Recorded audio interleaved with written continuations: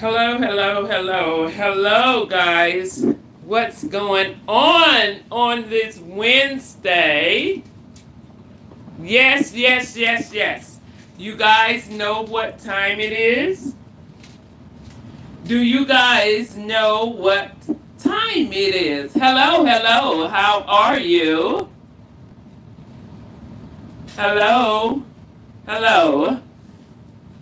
Do you guys know what time it is? It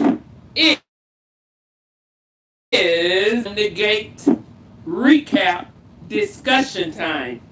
So, you guys, I know what you came here for. So, without further ado, let's get into this Beyond the Gate. Hello, Poppy. How are you? This time is set aside for Beyond the Gate. We do a Beyond the Gate recap at 6 p.m. Central Time, Monday through Friday.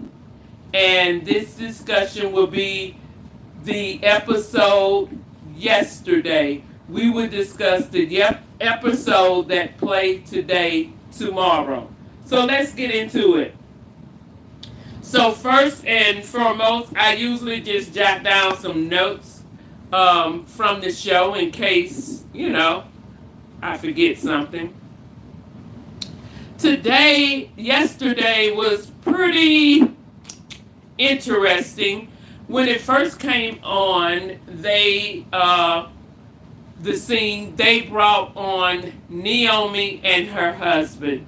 He was at home. She came walking through the door, telling him about Jean. If y'all don't know who Jean is, it's this woman that came and got arrested, and Naomi's husband called and just felt like she would be a good fit to help her out as a lawyer. So anyway, that's the case, and she just came in talking about Jean. Her husband is like preoccupied. As y'all know, he's heavily involved with Smitty in investigating Martin, trying to find out what Martin is doing, why he's having these dreams, and also they were investigating this cop, looking into his life. So he was kind of preoccupied, wasn't really paying any attention to Naomi. So finally she got his attention and was like, "You're not paying me any attention," or whatever. So what she wanted to tell him is just talk about Jean, the stuff they're going through with Jean, which at this point in the story is not that interesting. So we're not going to even get into that, not for real. But the bottom line, she did call this number that was on one of these pictures to see could she get in touch with a family member of Jean, and the lady hung up the phone. This is the second attempt that she tried to call this number. She called again. The lady picked up and said, "Look, my sister is dead to me.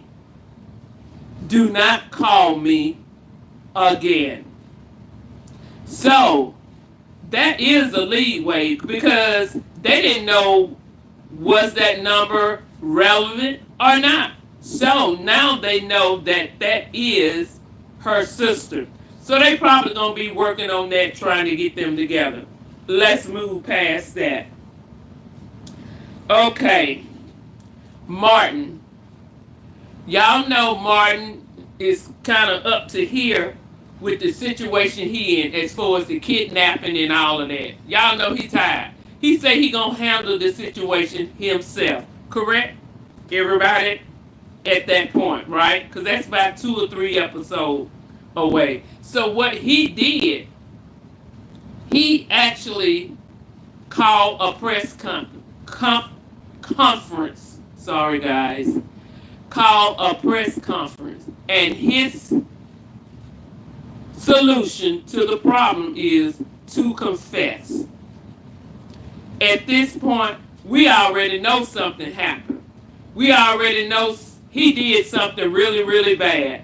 I personally always said I believe he killed someone because, he trying to hide it, and I feel like this guy was a witness to it or whatever, and he trying to blackmail him.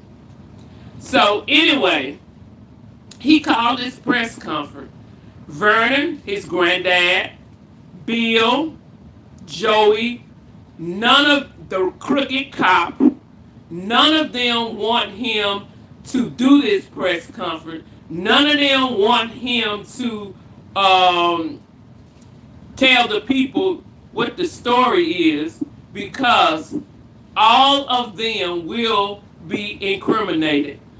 Because once he confessed what he did, all of them had a hand in it by hiding it.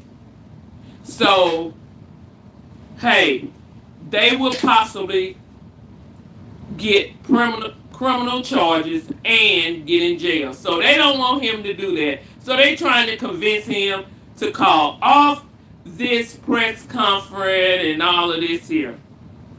Okay.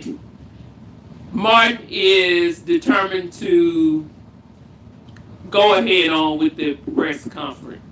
So once the press conference got started, Bill introduced him. Bill was stalling by just going on and on and on and on and on and on and on and on and on and on and on and on and on and on, just trying to stall him, because they had actually had put a plan together to get rid of Kenny. And Kenny is the guy that is going around Martin, trying to blackmail him, trying to get more money, going into his family, getting in touch with his kids and all this here. While they're at the press conference, got all this going on, Smitty goes out to try to find Kenny, which is the blackmail, right? Y'all keep up. Keep it up. Keep up. Why is the blackmail? Okay, so when Kenny goes to this stadium, he's looking around for him. Kenny saw him. He walks up to Smitty. Oh, you looking for me? He said, are you looking for me? He bold. He's not finna hide. You looking for me? Here I am. Then Smitty asked, say, why are you stalking us? Why are you coming around our family? Kenny looked at him boldly, straight in the face, and said, you need to ask your husband that. And he turns around and walk off.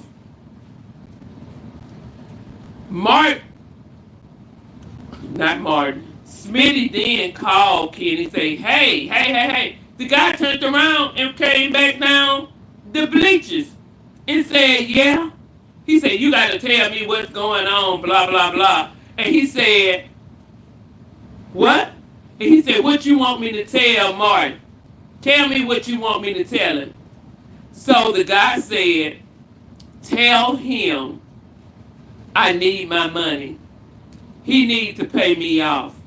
And he said to him, I know you thought your husband was going to be the hero in this story, but he's not. He's the bad guy. And he walked off. So at that point, Smitty knew that through his investigation, the little bit that he had found out, he realized that Martin, his husband, had did something terribly wrong, and this guy was blackmailing him because he know or saw the whole thing. So at this point, he was really pissed off. He went home, packed all of Martin's clothes, and said he had to go. He has to go, and he got to go right now. So his kids, Samantha and Tyree, I think his name is Tyree,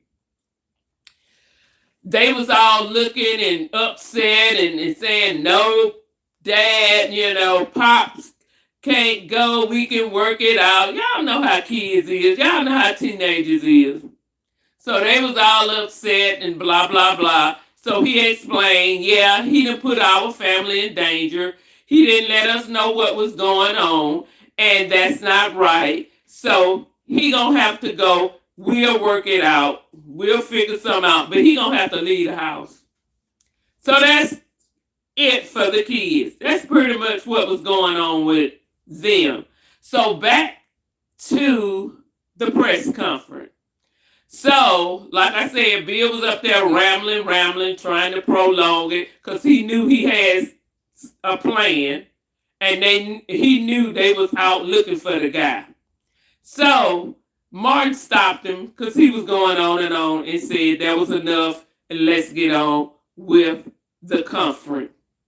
So when he began to talk, Bill got a message saying it's done and a picture of Kenny on the ground. So at that point, Bill set the phone on the podium where Martin was giving his speech.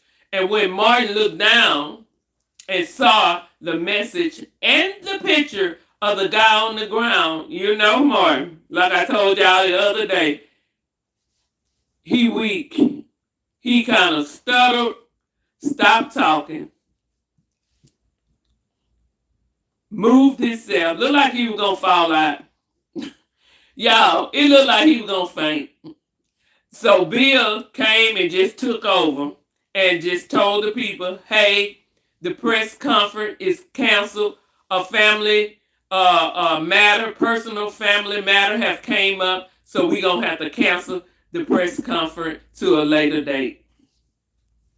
So, everybody left, whatever.